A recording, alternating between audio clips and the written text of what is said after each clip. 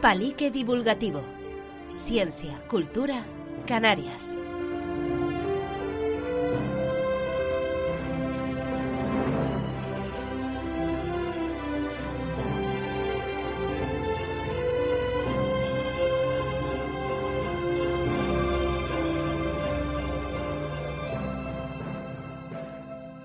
Hola a todos y bienvenidos a un nuevo episodio de Palique Chinijo. Bienvenido a estos capítulos más cortos de entrevistas en el que hablamos pues con gente que a lo mejor su perfil no se ajusta tanto a lo que es un programa normal de Palique, y bueno, son formatos más cortitos, son chinijos tanto en el número de componentes de Palique que participan en este caso uno, mi persona, y también chinijos en tiempo y un poquito en esa dinámica, ¿no? No tan de entrevista, sino algo más conversacional, algo más de charlita, y que saben ya que se publican una vez al mes. En esta ocasión, pues palicamos con Alba Tadillo. Alba, muchísimas gracias por aceptar la invitación. Gracias a ti. Y lo habitual en estos, normalmente lo que suelo hacer en Palique es hacer un stalkeado muy intenso del invitado. Vale. Y me preparo la presentación, me la curro y no sé cuánto. Pero Sí. como aquí quiero que sea más suelto, más dinámico y todo eso, pues la primera pregunta es ¿quién eres? ¿Y a qué ¿Quién te dedicas? soy? Pues yo soy Alba Tadillo, soy historiadora del arte y escritora, así como en términos generales. Como historiadora del arte, a mí me gusta mucho la teoría del arte, me gusta mucho el área de investigación, sobre todo si yo tuviera que decir en qué me puedo estar especializada, es en teatro, danza, performance, todo lo que signifiquen las corporalidades y el uso del cuerpo a lo largo de la historia del arte, la expresión del cuerpo, el verbo, la danza, el canto, la música. Eso es lo que más me atrae en cuanto a mi formación como historiadora del arte. He trabajado para el auditorio como crítica artística, crítica teatral, perdón, también para Mapas Fest, que es un festival de teatro maravilloso, y también he trabajado pues en TEA, que trabajo actualmente, es un museo de arte contemporáneo en el área de educación, y ahora estoy un poco más pues con la programación externa de alquileres de espacios. Y como escritora... Bueno, si quieres vamos Vale. a pausar un poco, porque es Sí. verdad que es como... Ahí creo que hay dos bloques bien diferenciados que va a tener Ok. este programa, ¿no? Que va a ser un poco tu faceta más como bueno, sí, en gestión de espacios, en historia del arte, vamos a hablar un poquito de eso. Y después ya entramos ya en el momento promo, a tope, porque tienes varias obras, tienes varios poemarios y has participado en otras antologías. De hecho, Marcos dos Santos, que se pasó por Palique, habló de ti, te nombró a Katia también. Y Katia, que se ha pasado también por Palique. O sea ya vamos, todo lo que es la cúpula de literatos de esta nueva generación canaria, poco a poco los vamos completando y coleccionando, ¿no? Yo creo que estás coleccionando toda la familia. Sí, yo tengo Todo. ahora una lista y voy haciendo check tachando. luego de los que me interesan. Pero te quería preguntar, porque Sí. me ha llamado la atención, es verdad que cuando a lo mejor la gente piensa en historia del arte, que el arte es un concepto muy amplio, ¿no? Pero es verdad que a lo mejor la imagen, te lo digo, como persona ajena al mundo, el hecho de que siempre pensamos en cuadros, en historia del arte, en alguien que estudia los cuadros históricos, o sea, rollo, pues esta pintura es de tal época, de no sé qué, escultura quizás, y poco más, pero siempre hablamos de 7 artes, ¿no? De todo ese concepto de teatro, música, pintura, escultura, cine, etcétera, que también se fundamentan en esta disciplina, ¿no? Sí, es el gran olvidado. Son los grandes olvidados, las disciplinas, la danza, el teatro. Creo que falta mucho por hablar y mucho por conversar y por investigar y por transmitir en esas áreas dentro de la historia del arte, porque muchas veces las áreas de investigación que se van hacia el teatro, pues es más filología, ¿no? Pues la historia del arte, dentro de la UL, de la universidad, escasea un poquito. Entonces ha sido un poquito, pues yo, a a medida que me voy adentrando y voy estudiando la historia del arte, voy encontrándome con pequeñas cositas, también por la lectura de obras de teatro y demás, me voy adentrando y yo tomo mi camino a través de los pequeños proyectos de investigación que se hacen pues en la carrera, sí, ¿no? Que entiendo que también proyectos de investigación un poco que vas también a ciegas, ¿no? Porque a lo mejor si dentro de es el gran olvidado dentro de esa disciplina y en la UL tampoco están enfocados mucho en eso, luego tienes que como hacer el doble de esfuerzo para decir, ok, absolutamente, a buscar esos conocimientos, ¿no? Absolutamente. Además, cuando yo terminé la carrera, presenté un trabajo que estudiaba pues Angélica Lidl, que es una dramaturga maravillosa, que seguro que mucha gente conoce. Estudié 2 obras de teatro de Angélica Lidl, estudiando la música y el cuerpo. Se llamaba Reminiscencias a lo barroco, cuerpo y poética en la obra de Angélica Lidl. Y recuerdo que mi tutor, antes de cuando lo fui a presentar, me dijo: Alba, quiero que tengas en cuenta una cosa. Este trabajo está genial, es fantástico, pero a lo mejor la gente no lo recibe bien. Uy, vale. ¿No? Me dice, quiero que estés orgullosa de lo que has trabajado, es un buen trabajo, pero a lo mejor la gente no lo entiende y a lo mejor pues no está muy valorado. Al final tuve suerte y sí fue súper bien acogido y genial. Y en esas estoy. Espero en algún momento meterme en el doctorado de puntillitas. Te lo dice alguien que llegó a primero de carrera y dijo: el doctorado, eso que quería hacer. No. Pero bueno, al final, mira, sí. Nunca pensé tampoco dedicarme a la vulcanología, ya que estoy metido haciendo comunicación científica, pero metido en el mundillo, y que la vida da muchas vueltas al final. Y total. No sé, es que me parece muy curioso, porque al final, cuando también hablamos de historia del arte, entiendo que también son ensayos, porque a lo mejor la gente es como, si bueno, historia del arte, pues es un listado de obras artísticas de tal fecha, tal fecha, tal fecha, sino que también hay un análisis de la intención, de ese flujo, de cómo el contexto histórico influye en la obra. Te lo estoy diciendo, yo estoy haciendo preguntas de parvulito. Sí. No. Pero es un tema del que no tengo ni idea y que me interesa mucho. A mí, bueno, siempre creo que al final es muy interesante el hecho de aprender de cosas de las que no tenemos ni idea. Pero, o sea, ¿cómo es? O sea, porque tú haces una investigación sobre esta dramaturga y investigas su obra, su análisis de 2 obras, pero ¿cuál es la metodología del trabajo? Pues mira, no son preguntas tontas en absoluto, ni de parvulitos, para nada. Son buenas preguntas, son geniales. La metodología, lo interesante de la historia del arte es, nosotros tenemos unos datos, ¿no? Trabajamos con datos, esta obra se estrena en tal sitio, tal lo que sea, o se pinta, Tenemos un contexto histórico, pero lo interesante es cómo nosotros interpretamos esos textos o esas primeras impresiones que tenemos de la obra. Entonces, la historia del arte es como contar historias. Vale. De alguna forma, a través de un análisis iconográfico, iconológico, pero es muy interesante porque la teoría del arte te permite pues, crear grandes lecturas y muy distintas con respecto a diferentes obras.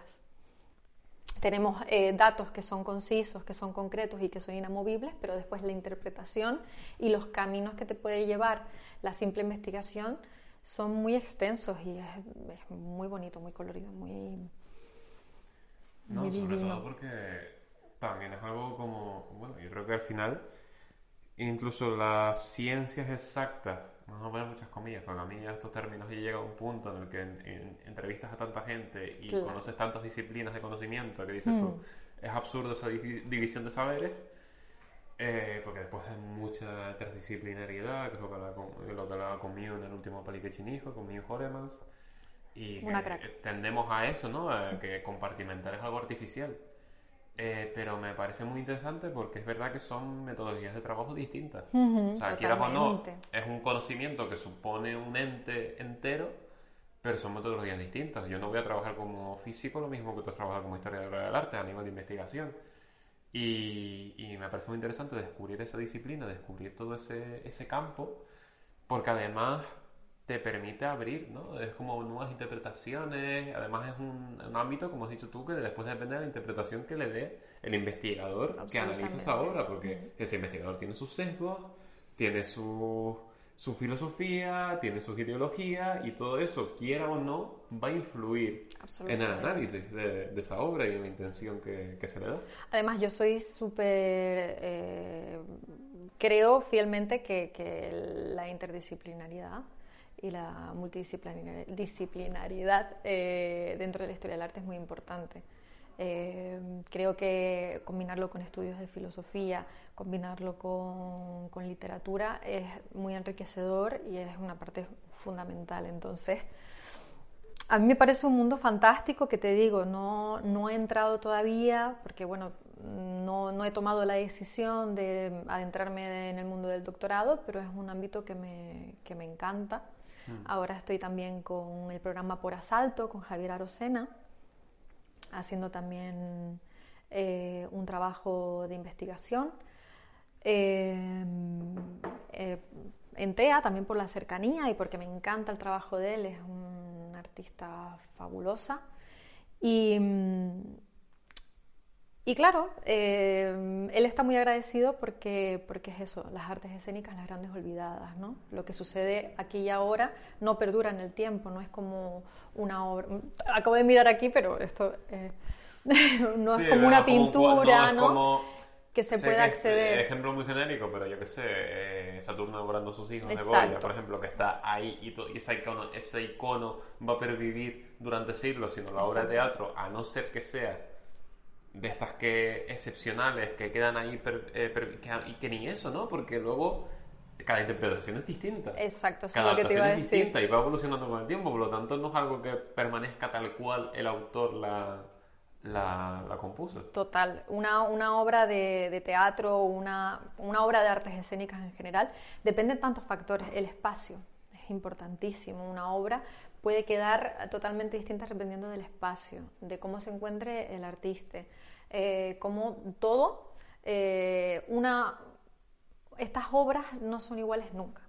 No son iguales nunca, no perduran, a no ser que haya gente que esté detrás y que haga un registro de todo esto.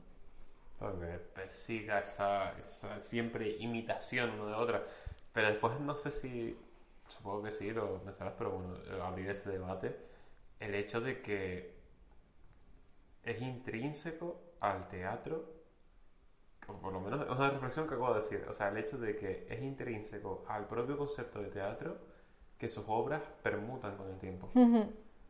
Porque siento que si tú tienes la misma obra y a pesar de ir cambiando personajes, ir cambiando actores y compañías y escenarios y lo que sea, va a evolucionar, porque si haces lo contrario, el hecho de permanecer constante, yo qué sé, aunque sean dos personas distintas pero que hagan exactamente lo mismo, que se lo estudien de tal forma que sea una imitación, no está perturbando, sí, por decirlo de alguna forma, el concepto o la idiosincrasia del propio teatro. No, yo creo que un dramaturgo cuando escribe una obra de teatro tiene que tener en cuenta que la interpretación de la obra de teatro, si es que la obra de teatro está hecha para ser interpretada, porque hay muchos escritores que escriben teatro no para ser interpretado, tienen que tener en cuenta que esa obra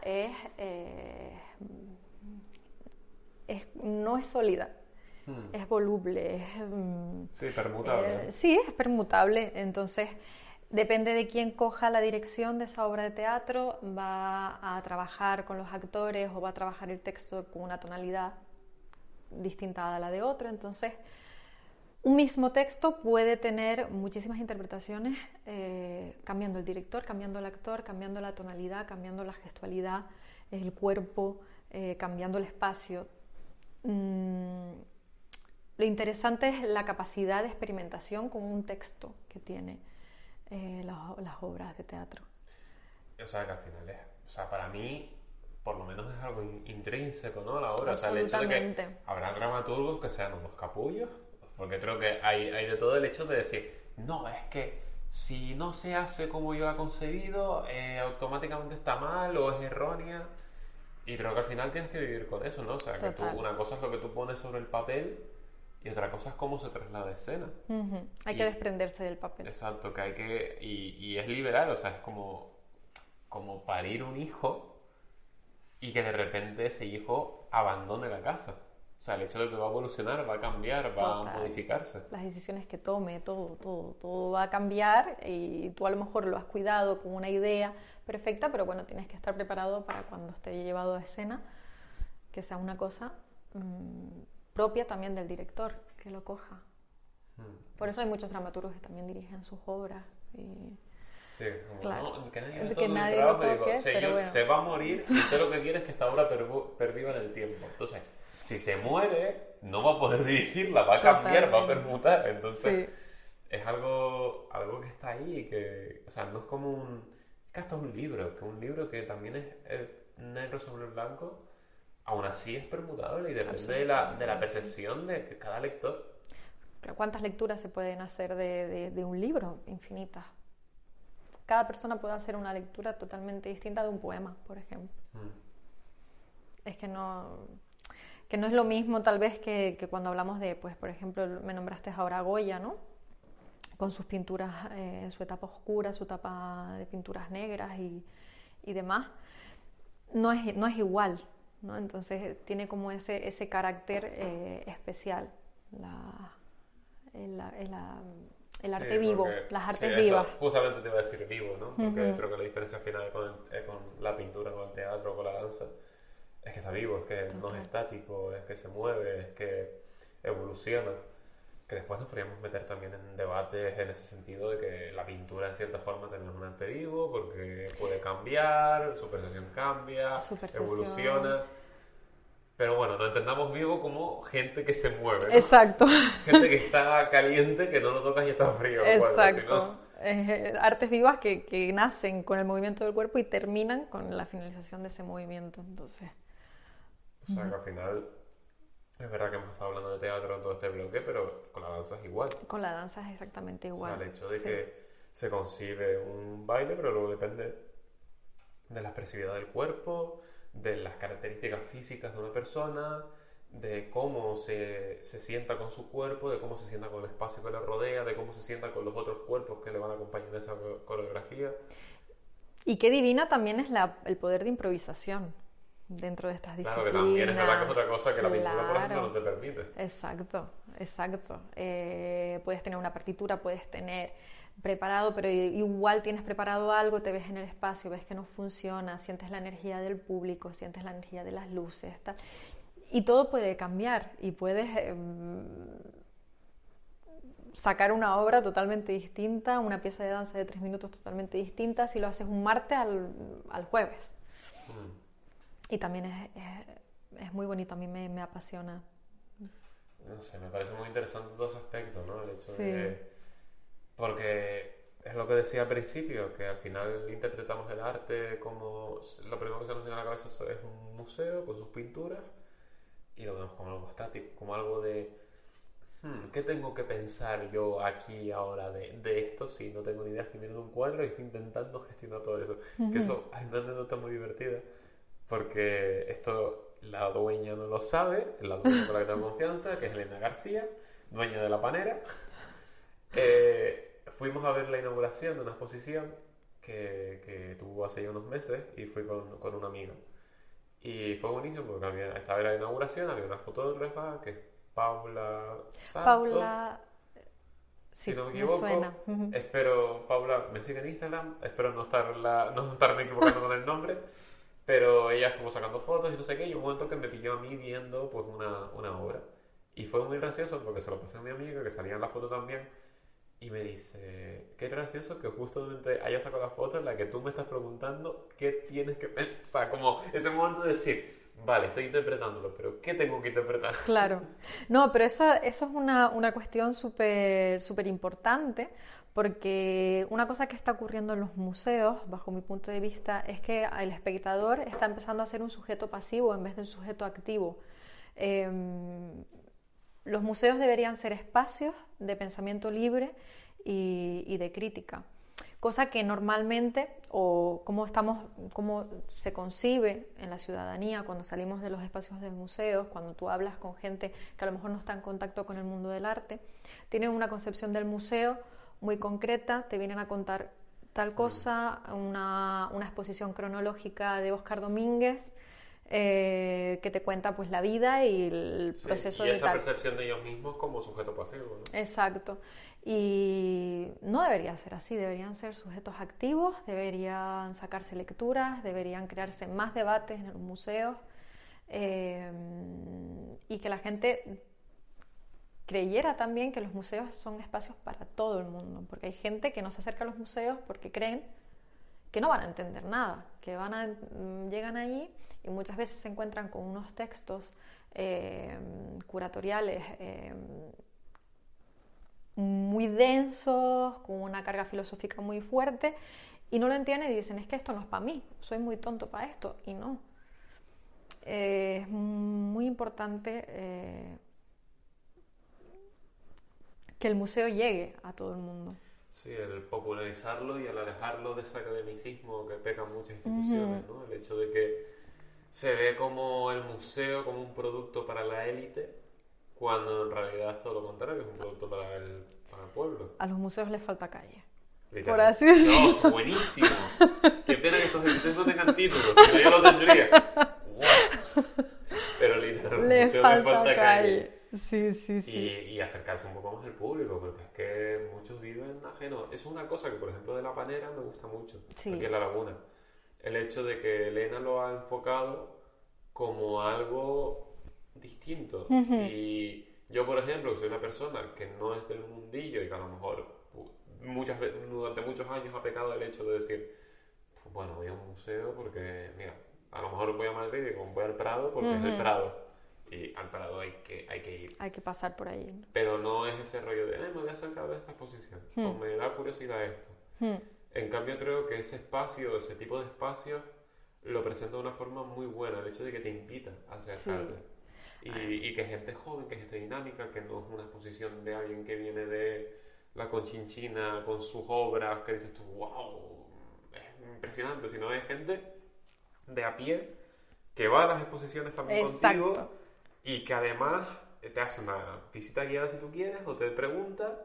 Y... con una cerveza en la mano. Exacto. Tal. Sí, un ambiente distinto en el que, joder, no te tienes que estar preocupando de lo están interpretando bien, lo están interpretando mal, sino el autor te lo va a contar. Y luego tú ya sacas las reflexiones que quieras. Totalmente. Sí. Estoy de acuerdo. La Panera me parece un proyectazo tremendo. Me gusta mucho el concepto y cómo lo está llevando a cabo Elena. Y es muy enriquecedor eso que se crea en esos espacios en los que el artista pues está aquí hablando contigo, está bajado a tierra y te cuenta los pequeños detalles, y ya pues tus interpretaciones serán libres, pero tú por lo menos tienes, al final, verlo como un gancho. El hecho de que muchas veces te ves solo ante la obra, ya no solo pintura, sino cualquier tipo de arte. O sea, en el teatro yo creo que puede pasar lo mismo. En el teatro yo creo que incluso sería interesante. Es verdad que es otro tipo de lenguaje, pero esos coloquios con las protagonistas, por ejemplo... Lo adoro. Voy a sacar promo también. Claro. La Gaviera, que es una compañía de teatro de 3 chicas, y entre ellas Ilenia y Adriana, que son amigas mías, tienen una obra de Sor Juana. Sor Juana, la autora del Renacimiento mexicana, no sé qué. Y fui a verlas. Yo era como no las conocía, sino fui a verlas porque unos amigos míos iban a ir, y dije, bueno, pues aprovecho, voy y miro a ver.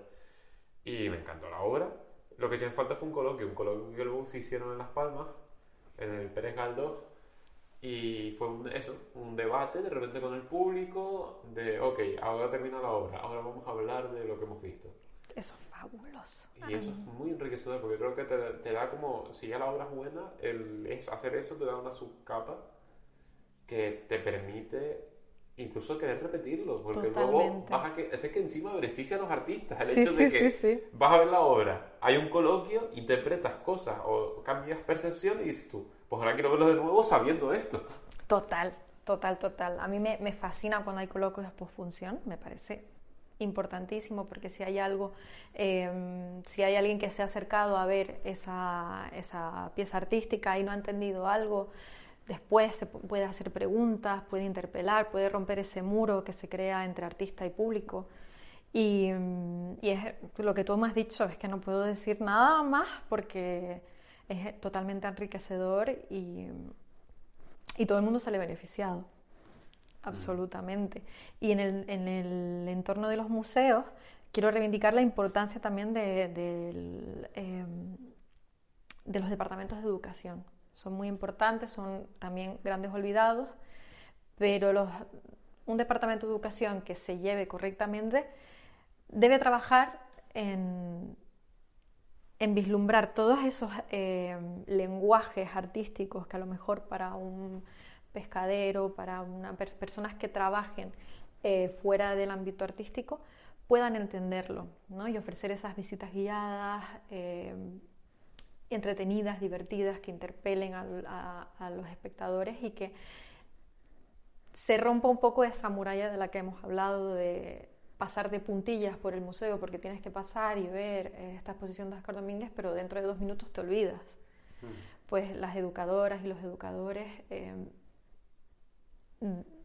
tienen la labor y creo que es muy importante pues ofrecer esas visitas guiadas que siempre dan otro punto de vista, datos curiosos, y es muy importante. Es que no puedo evitar pensar, porque me ha hecho mucha gracia el momento de decir, no, en los departamentos educativos, los grandes olvidados, y es como, wow, en la ciencia pasa exactamente lo mismo. Sí, el claro. hecho de que, a mí es algo que me ha resultado muy curioso, porque es verdad que yo en el último año y medio me he estado relacionando ya más con gente del mundo artístico, tanto del teatro como de la pintura, como de un montón de ámbitos, y he ido enriqueciendo mis relaciones sociales. Bueno, a ver, antes había muy buenas amistades, pero es verdad que es una perspectiva nueva, ¿no? Y aportes nuevos. Y luego descubres que tienes un montón de puntos en común. El hecho de que la parte divulgativa sigue siendo vista como el último mono. Total. Y sí, bueno, son los recursos que nos sobran y tienes que luchar para que tu trabajo se vea en algún punto. Pues esto, es que cuesta, que luego es algo muy satisfactorio porque la gente lo agradece muchísimo. Sí, es muy Yo creo que el agradecida. público es una cuestión que eso le encanta. Claro. O sea, a nivel educativo, ya sea arte, ya sea un centro de investigación, ya sea cualquier ámbito, creo que al final es algo que el público quiere y demanda. Sí, el público además lo necesita. Necesita poder llegar a un sitio y sentir que es un sitio para él, que puede habitar, que puede estar ahí el tiempo que necesite, porque son espacios creados para ellos. Entonces, ¿cómo alguien se puede sentir intruso en un espacio que debería ser para todo el mundo? Bueno, de eso ya daría para abrir otro debate, pero hablando de habitar espacios, bueno, tú estás habitando también el espacio de la literatura. ¡Pum! ¡Pum! Tiradísimo. Luego, no sé por qué hago estas cosas y siempre digo, joder, qué bien tirado. Es como rompe completamente la dinámica, pero bueno, estás habitando precisamente ese espacio, lo nombrabas al principio. Si quieres, vamos a volver a esa primera pregunta Vale. de la presentación. Y ahora hemos hablado con la Alba Tavío, que ha estudiado Historia del Arte, que hemos hablado de museos, y hemos hablado de filosofado, y hemos hablado de un montón de cosas. Vamos a hablar con la Alba Tavío. Vale. Sí, autora. Que es la parte que más conocerá la gente que nos vea. Bueno, he escrito varios poemarios. El último lo saqué en conjunto con Ainara Oleaga, maravillosa escritora y amiga divina. Fue un premio de Fundación Mafre. Y bueno, mi trayectoria está muy vinculada a la poesía. Pero sí que es cierto que, como ya te conté además anteriormente, me gusta mucho el teatro, estoy adentrándome un poco en la escritura de teatro. Escribí una pequeñísima, mínima, que no se puede llamar obra de teatro, un texto poético dramatizado de alguna forma, para la antología de Ediciones La Palma, Te pondrán flores en el estómago, que fue súper bien acogido el texto. Ahora me gustaría pues adentrarme un poco más pues en la escritura de teatro, seguir con la poesía, pero me gustaría poquito a poco ir entrando en ese mundo. Y, o sea, porque a mí es verdad que yo siempre me ha gustado mucho contar historias, aunque es verdad que tiro más de la narrativa y siempre... A mí el contar historias es un vehículo para mandarte algo de divulgación científica. O sea, porque si la gente busca artículos míos en Google, recomiendo dos: Los espíritus del Hindenburg y Roswell, no me acuerdo, pero si ponen Roswell en el Prieto seguramente les sale el artículo. Pero Los espíritus del Hindenburg, ese me quedó niquelado. Pero siempre me gusta mucho la historia, siempre me ha gustado contar historias. De hecho, ahora estoy en un proceso de hacer un curso de guión de redacción española y estoy un poco en ese proceso de, oye, pues quiero contar historias en otro formato, más cinematográfico a lo mejor. Pero siempre cuando he contado, como para mí la divulgación al final es contarte un cuento. El hecho de que tú te mueves por eso y tu objetivo es contar algo de ciencia, meter algo de ciencia ahí, suave, y irte narrando pues un relato. Pero porque siempre me ha nacido, ¿no? Me gusta mucho compartir, me gusta mucho narrar y todo lo demás. Entonces, en tu caso, pues ya hemos hablado de poemas, pero yo te quería preguntar de dónde nace esa intención. Eso a mí me nace de una necesidad profunda de expresar cómo me siento yo en el mundo y de expresar cómo son mis sentimientos y cómo ha sido la vida que he tenido que vivir, fabulosa por un lado, pero va desde no tanto la divulgación, sino más desde un soltar. A mí me nace desde una necesidad de expresar loca, irrefrenable. Y me nace desde ahí, recuerdo cuando me adentré más en el mundo de la escritura. Yo estaba viviendo en Madrid, estaba muy perdida. Yo sabía que yo quería dedicarme al mundo del arte, pero no sabía muy bien por dónde tirar. Y ahí fue cuando, ahí estando sola en Madrid, pues empecé como a adentrarme un poquito, a desahogarme a través de la literatura. Antes ya leía mucho, pero bueno, fue a través de esa expresión del dolor, del amor, desamor, alegría. Va desde esa necesidad de contar al mundo quién soy yo, por decirlo de alguna forma. Es que a mí siempre es una cosa que me llama un montón la atención, bueno, de las poetas, de los músicos, de cualquier persona que de una forma u otra escriba en verso. Y creo que también narrativa, ¿no? Pero siempre el verso como que se le ha dado más ese matiz más íntimo. El hecho de más expuesto, más vulnerable, más abrirse a la gente, porque a lo mejor siento que a lo mejor yo te puedo estar contando un episodio traumático en mi vida en narrativa, como cuento como una historia, pero no sé si será percepción tuya también, pero para mí es algo que lo he pensado, que acabo de caer ahora, pero que sí digo, coño, pues sí que existe ese matiz, a lo mejor el hecho de que cuando se cuentan versos como mucho más íntimo. Sí, hay una ternura, hay una delicadeza implícita en la poesía, creo yo. Podemos estar hablando de algo tremendamente grotesco, un suceso, una imagen, cualquier cosa, pero bueno, la intención siempre es buscar lo bello dentro de la fealdad, dentro del hambre, de todas las sensaciones terribles que puede experimentar el ser humano. Siempre se busca un poco lo bello, que eso es algo que también me ha interesado en todas las expresiones del arte, ¿no? Sacar lo bello dentro de la fealdad. Sí, supongo que al final es que después de haber comparado, de haber dicho que hay un arte camuflado, no sé qué, todo eso, decir que a lo mejor es el vehículo más predilecto, es un poco irónico. Ujú. Pero sí que siento bueno, que es verdad que es algo más íntimo, ¿no? El hecho de que te puedes acercar más a la gente de otra forma, de buscar esa belleza, ese camino hacia la ternura, ese vehículo sí, de conectar, ¿no? De conectar emociones y de conectar con un público que te estás leyendo a través de un papel.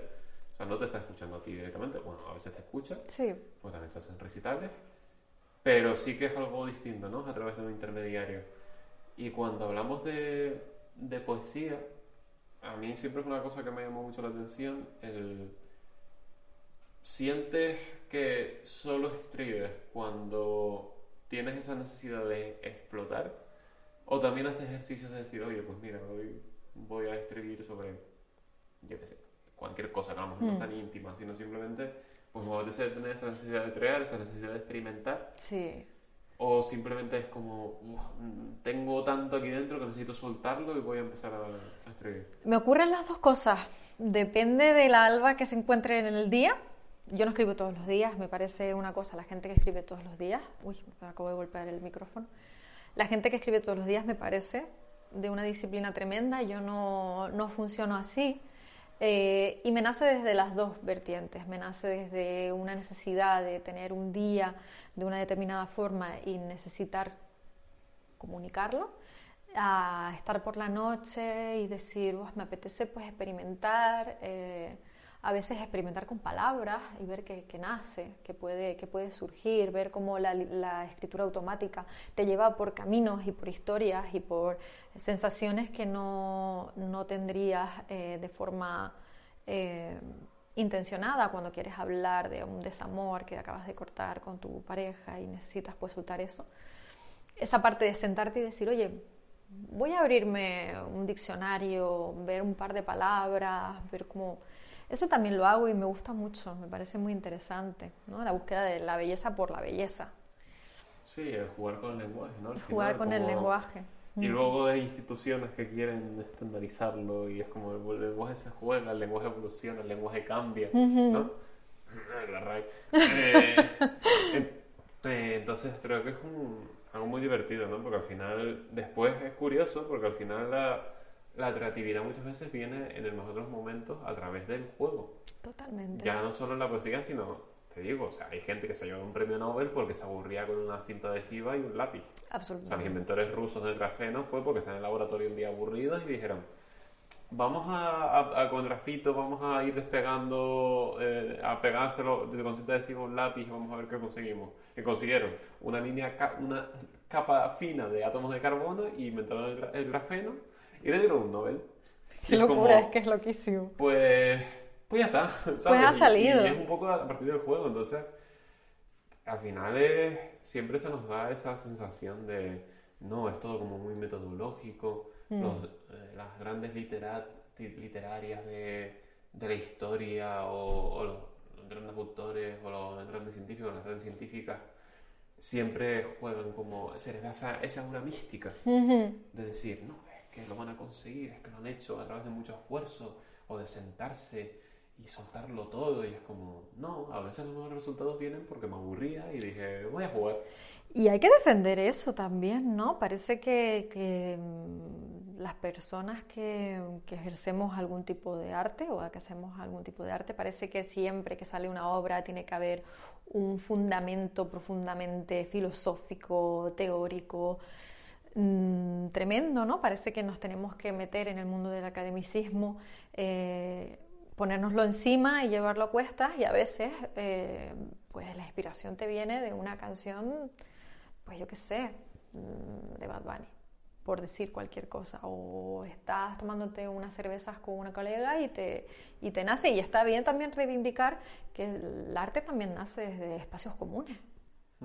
A mí me gustaba justamente, hablando con Katia en el programa que entrevistamos, el hecho de que a lo mejor ella iba en el tranvía y escuchaba cosas de la gente y tomaba nota, ¿sabes? De inspiración.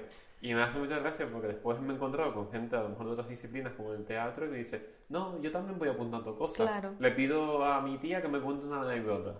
O le pido o estoy en el tranvía también y escucho algo y digo, ay, qué guay.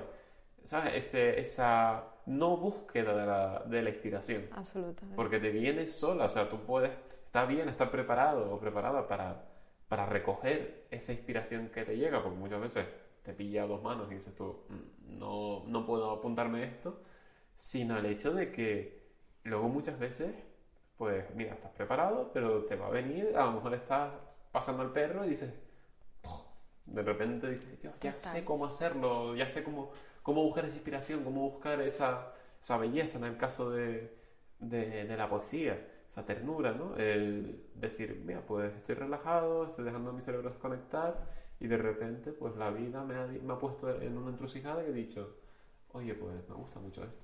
Total.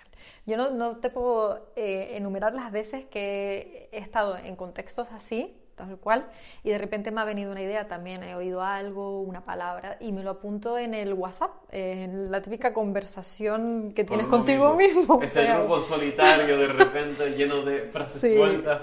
Sí, sí, estar a punto de acostarme y de repente me llega como una idea y lo apunto rápido y me vuelvo a dormir. Antes solía tener esto de lo que se llama como de los cuadernos de artista.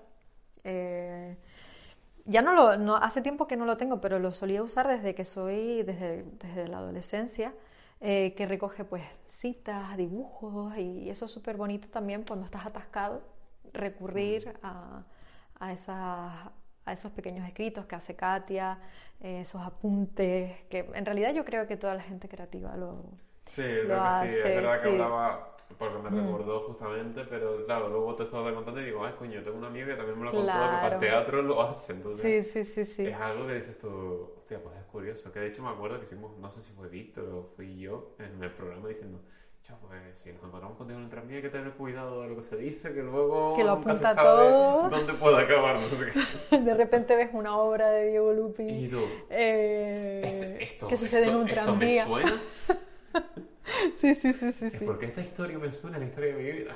Total, total, total. Sí, sí.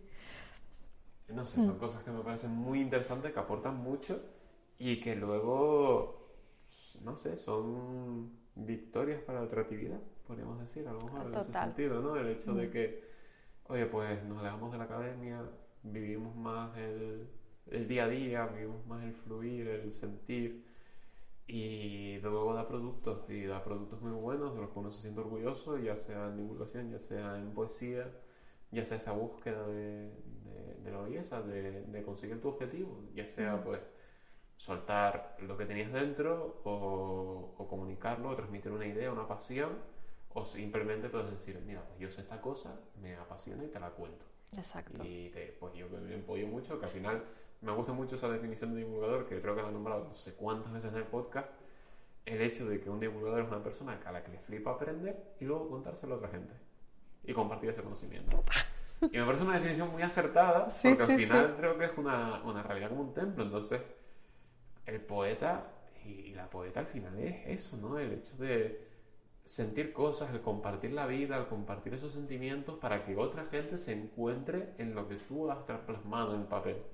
O sea, para que otra gente sienta lo que tú has sentido o que incluso sintiéndolo en momentos distintos y de forma independiente, la obra de teatro, el poema, funciona como un punto en común entre lector y escritor, Sí, sí, sí. ¿no? De compartir un vínculo emocional entre dos personas que no se conocen. Que no se conocen y después de leer un poemario puedes tener la sensación de que conoces perfectamente al poeta o esa parte de que te está enseñando el poeta. Y también es muy guay todo lo que me acabas de decir, estoy súper de acuerdo, a mí me pasa mucho con Néctar, el poder divulgar de la forma en la que lo hacemos las chicas, sentarme a destripar un tema y de repente sacar ideas que quedan grabadas, que forma parte pues, de los archivos para las personas, para poder acceder a eso, pero tú sales también aprendido. En plan, tú también, yo aprendo mucho de Ainara, de Katia, de Ina, aprendo constantemente. Y llevándolo al plano artístico, lo guay, la lectura que se puede sacar de esto es que el camino hacia una obra de arte no es lineal, sino puede ser, los caminos son infinitos y son completamente válidos. Claro que el estudio, la lectura y todo ese conocimiento que tú vas adquiriendo a medida que pasan los años tiene un peso, pero bueno, que de pasear al perro te puede salir un poemario fabuloso. Bueno, eso, o sea, al final yo creo que la creatividad salvaje y la poesía son puntos en común y la belleza es una búsqueda que tiene infinitos caminos, ¿no? Creo que puede ser un poco como la construcción de todo esto que hemos hablado, porque me parece que es muy, muy bonito y el hecho de que uno no tiene por qué estar cerrado. Creo que al final existe esa tendencia ya no solo a compartimentar el conocimiento, sino luego la vida en general. El hecho de que, no, esta cosa, y tendemos a una especialización, una mega especialización, que no es natural y que al final creo que es lo transgresor, lo transdisciplinar, todo eso es lo divertido. Ya no solo en generar arte, en generar ciencia, generar cultura, llámalo como quieras, porque al final creo que todo es lo mismo, Sí. sino en el hecho de la vida, o sea, de portarse, de decir, oye, pues mira, a tope con todo, vamos a ir rompiendo, voy a comportarme como quiera, voy a fluir como quiera, y creo que es lo más interesante que nos puede dar algo, o sea, y que creo que la poesía es un medio que a lo mejor lo puede reflejar muy bien, eso, ¿no? Esa actitud ante la vida. Sí, ese disfrute. Yo estoy segura de que el día que deje de disfrutar escribiendo, dejaré de hacerlo. Y eso es lo importante, la verdad. Sí. Es que sin duda creo que al final es algo capital. Sí. ¿No? Y justamente lo nombrabas antes. Vamos a hacer un pequeño momento promo. Aunque ustedes tienen más seguidores que nosotros, a lo mejor la promo la hacemos al revés. Pero sí te quería preguntar por The Cultural. Porque es verdad que no lo hemos tocado mucho en el programa. Hablabas de Néctar, que es el podcast que presentas. Sí. Porque además eres presentadora de un podcast. Hola, ¿qué tal?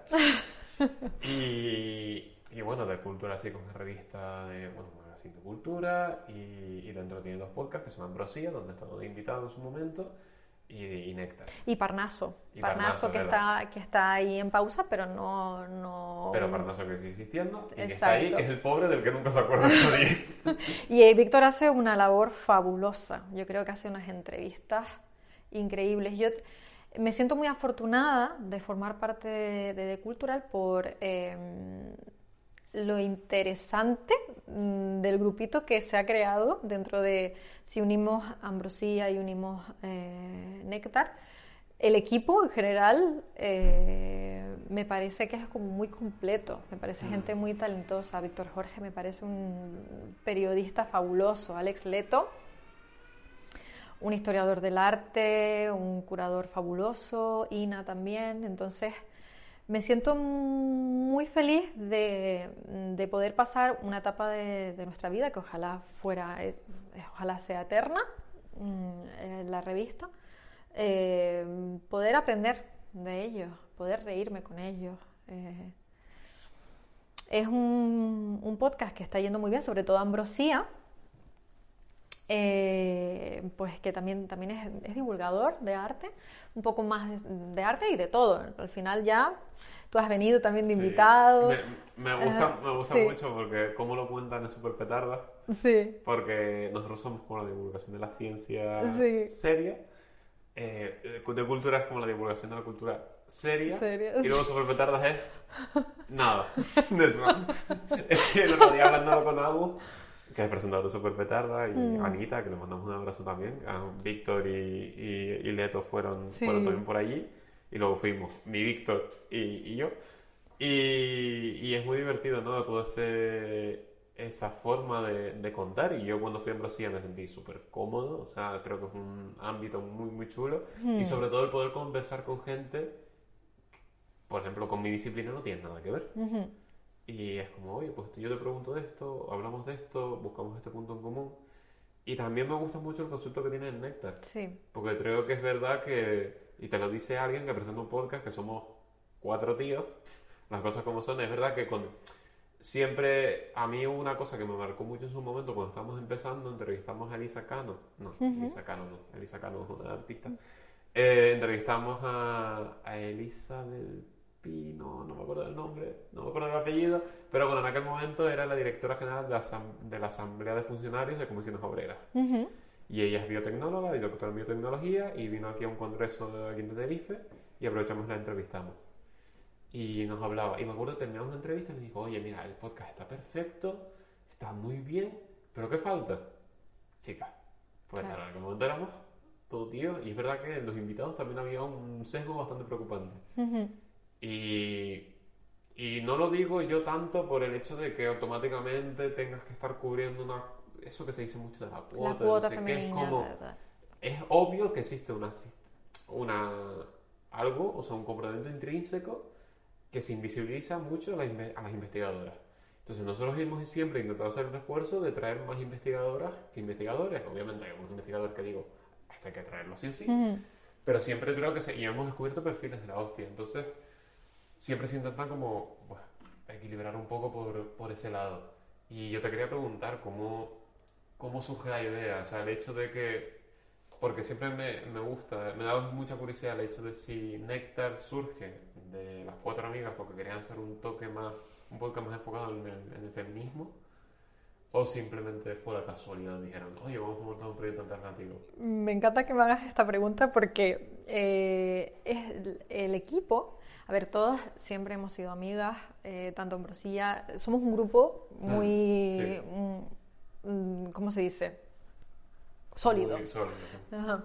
Ya existía Ambrosía desde hacía muchísimo tiempo y los chicos nos dijeron de hacer a nosotras un capítulo especial por el 8M.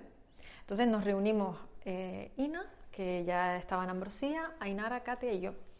Y fue tan bien, y fue tan divertido, y nos sentimos tan cómodas, y se crean dinámicas muy interesantes, se crean opiniones diferentes, que muchas veces, pues, de una forma muy amistosa, pues, a veces no estamos de acuerdo unas con otras, o a veces sí, llegamos a conclusiones muy interesantes.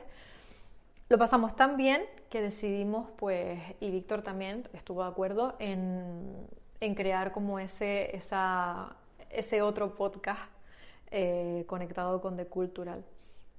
En cuanto a Néctar, yo lo presento, pero realmente es una dinámica muy horizontal, quiero decir, todas tenemos voz, todas decidimos a qué invitadas llevamos.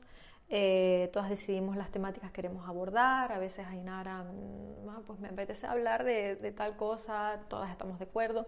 No es que yo lleve una dirección grande. A ver, te voy a ser sincero. Sí. Yo soy el presentador de Palique y siempre hemos procurado que haya una dinámica horizontal, pero a mí a veces Ya, se puede vale, tirar uno del vale. carro y dice, bueno, pues ya, es que eso lo Ya. hablaba con Ina Sí. hace ya meses, que me dijo, pero ustedes estaban discutiendo sobre cómo se iban a programar, a quién iban a traer y no sé Sí. qué, y me pregunta Ina, ¿ustedes cómo lo hacen? Y yo, mando yo y se acabó. Que me acuerdo que sea horizontal y obviamente hay que hablar las cosas, Sí. pero es que es verdad que llega un punto en el que dices tú, Claro, como claro, alguien claro. no lleve las riendas, no va a ningún Sí, sitio. al final yo tomo las riendas en cuanto a cómo estructurar el podcast, ¿no? Para que no, pues, para que haya una estructura, tiene que haber una estructura siempre, para que no sea un caos, que no nos pisemos, pues llevar pues un poco el hilo conductor. Ahí sí que yo tomo las riendas, pero bueno, en cuanto a propuestas, es verdad que solemos todas llevar propuestas, discutirlo y demás. Tenemos mucho cuidado con las personas que vienen de invitadas. Somos un programa, Ambrosía también, pero absolutamente inclusivo. No solo traemos a mujeres cis. Queremos, o sea, queremos acoger a todo tipo de Sí, personas. un espacio seguro que Un muestre espacio, la exacto, diversidad, ¿no? exacto, sí, me estaba liando. Quiero que sea un espacio amigable para todo el mundo. Nosotras creemos en un feminismo que coja a todas las disidencias. Tenemos muy en cuenta todo esto y queremos crear espacios cómodos. para todo el mundo. Yo creo que es una conclusión fantástica, ¿no? El hecho de que, bueno, y obviamente recomendar que vean Néctar, porque me gusta porque se ponen como muy intensas en determinados momentos con temas que requieren de esa intensidad, y luego veo los capítulos que me descojono muchísimo. Contando y me historia. divierto mucho escuchándolo, porque digo, de verdad, un espectáculo, o sea, es una fantasía. Sí, Y entonces recomendar a los oyentes que le echen un vistacito porque les va a gustar, y creo que al final es algo muy enriquecedor, ¿no? Al igual que recomendar toda tu obra, si quieres hacer promo. No quiero hacer promo. Haz promo. No. Vale, no quieres hacer promo. Bueno, busquen Alba Atavío y busquen en Google y ya encontrarán por ahí información que la hay, ¿eh? Que yo he stalkeado para prepararme esta entrevista y ver a ver a qué temas se podían tocar. Que al principio dije que no, pero bueno, algo hice porque me viene de profesión. Te viene de profesión.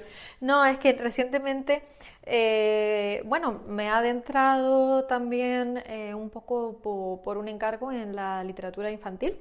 He escrito hace muy poquito un cuento, un libro infantil sobre la historia de Tegueste. Sí, para la gente que todavía no lo sepa, porque acaba de aterrizar o a lo mejor está aquí por Alba, cosa que entendería perfectamente, yo soy de Tegueste. Sí, lo sé. Pues bueno, hace poquito pues publiqué ese libro que es gratuito, que se va a repartir por colegios y demás. Y así como algo fresquito, no tengo nada que quiera pues hacer promo de todo lo que hemos hablado, Verde Cultural, que me sigan en redes, se vienen cositas, emoji de fuego, gafas de sol. Sí, y de resto eso, sí, poco más. Pues algo, me ha encantado la conversación. A mí también me ha gustado mucho. Se ha quedado mucho. muy bien y creo que se han tocado temas muy interesantes y que, sinceramente, no sé cuánto tiempo llevamos. Yo tampoco. Porque no me he traído el reloj y ha sido un poco como... A lo mejor el chinijo no ha quedado tan chinijo, pero viendo que ahora los capítulos normales son de 2 horas, pues creo que van a quedar bastante bien. Pero me ha encantado y ha quedado súper bien. O sea que muchísimas gracias por pasarte y por aceptar la invitación. Gracias a ti por invitarme, ha sido un placer. Apoyo máximo con todo lo que haces. Lo estás haciendo maravilloso, me encanta. Y gracias. Solo puedo decir gracias. Gracias a ti, de verdad. O sea, ha sido fantástico. Y a los oyentes, muchísimas gracias por pasarse, muchísimas gracias por venir por aquí. Si acaban de descubrir este proyecto porque conocen a Alba o saben lo que hace Alba y han dicho ¿qué es Palique y qué es Palique Chinijo? Pues bienvenidas, espero que les guste el formato, espero que les guste también los programas habituales, que son solo de audio y son un poquito más largos. Hablamos de ciencia, hablamos de cultura, pero sobre todo hablamos de Canarias. Y el próximo Palique Chinijo pues será en un mes. Por ahora seguiremos con entrevistas y tertulias ya en formato audio. Y esperamos que nos sigan en redes, @pedivulgativo en Instagram, sobre todo, porque Twitter... Entonces nada, esperamos que nos sigan. Nos pueden escuchar en Spotify, en iVoox, en Apple Podcast y ver en vídeo los chinijos, tanto en Spotify como en YouTube. Por mi parte eso ha sido todo. Ha sido un auténtico placer, Alba. O sea, de verdad ha sido maravilloso, una charla maravillosa. He aprendido un montón y me ha encantado. Y creo que ha quedado súper interesante. Me ha gustado mucho. Me alegro. Y nada, y a los oyentes, pues lo que siempre digo, que nos vemos en una semanita con un programa normal, que nos pueden encontrar en las plataformas que ya he dicho. Recordar que una aventura es más divertida si escuchan Palique. Y ahora sí, adiós. Maravilloso. ¿Te ha gustado? Me ha Oye, ha salido muy guay, he estado súper cómoda. 59 minutos. Bien. Pedazo de Palique.